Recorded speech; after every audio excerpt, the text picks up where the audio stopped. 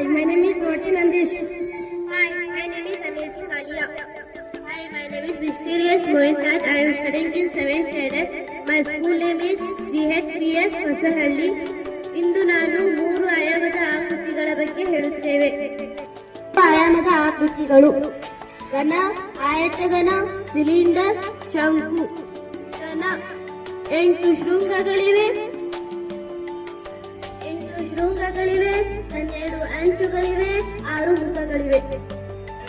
ಆಯತಗಲೆ 8 ಶೃಂಗಗಳಿವೆ, 12 ಅಂಚುಗಳಿವೆ, 6 ಮುಖಗಳಿವೆ.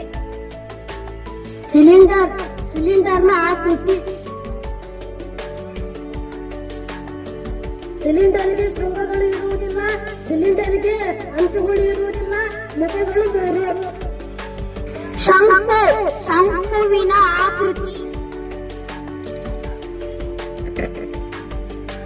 ಶೃಂಗಗಳು 1, ಅಂಚುಗಳು 1, ಮುಖಗಳು 2.